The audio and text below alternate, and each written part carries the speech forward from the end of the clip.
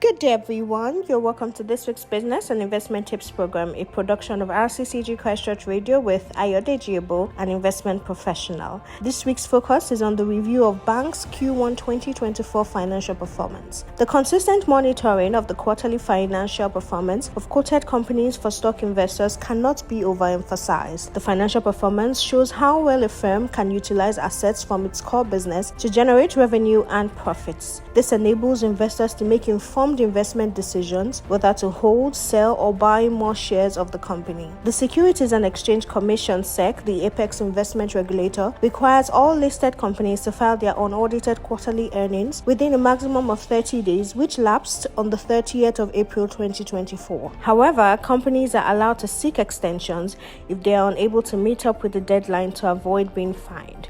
This update also assists investors in managing their expectations and plannings accordingly. This week, we will focus on the financial performance of quoted companies in the banking sector. The banking sector accounts for over 40% of total activity on the Nigerian exchange and is important in any economy due to its financial intermediary function. 8 out of 13 quoted companies have published their unaudited Q1 2024 scorecard. In recent times, Nigerian banks have faced various regulatory headwinds, especially the cash reserve ratio (CRR) hike from 32.5% to 45%, as well as the ongoing bank recapitalization program. However, the high interest rate environment and FX depreciation have bolstered their earnings. Amidst these challenges, the banks have remained financially strong and profitable. The bank's gross earnings and profit after tax (PAT) grew by an average of 152% and 236% year-on-year respectively in Q1 2024. Access Bank continued its remarkable trend with a 140% year-on-year increase in gross earnings to 974 billion naira in Q1 2024 from 406 billion naira in Q1 2023. This can be attributed to the giant leap in interest income on the back of the repricing of loans and advances to customers due to the elevated increase in the interest rate environment, as well as FX revaluation gains of 215 billion naira. As a result, PAT increased by 166% year-on-year to 143 billion naira in Q1 2024.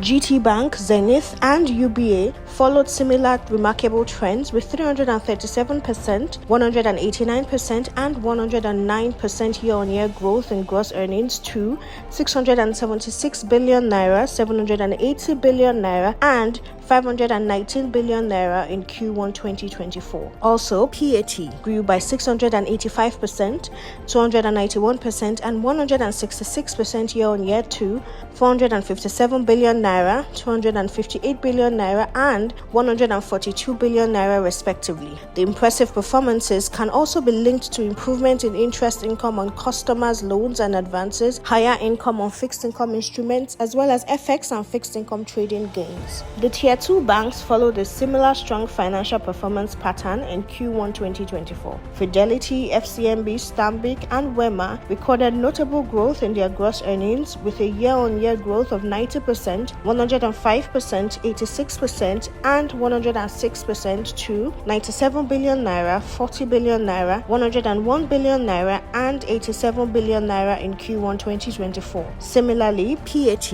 grew by 101%, 209%, 58%, and 80% year-on-year to 31 billion naira, 29 billion naira, 46 billion naira, and 10 billion naira in Q1 2024. The impressive performances recorded by the banks in the first 3 months of 2024 have supported the bank's share prices, dousing the anticipated negative sentiment from the proposed bank recapitalization. The banking sector recapitalization is expected to have a dilutive effect on the banks, that is, increasing the shares available for trading. We expected the bank's performance to sustain this positive form due to the high interest rate environment and the FX depreciation. However, the performance of their share price will remain volatile due to policy headwinds, but this presents long-term opportunities for investors. Hence, we recommend gradual positioning ahead of the release of half-year financial performance, as the top banks are set to declare interim dividends given their sterling outing in Q1 2024. Remember that investment in stocks may not guarantee capital preservation, but it can offer a higher return than fixed income. You can allocate a portion of your portfolio to stocks based on your risk appetite and age.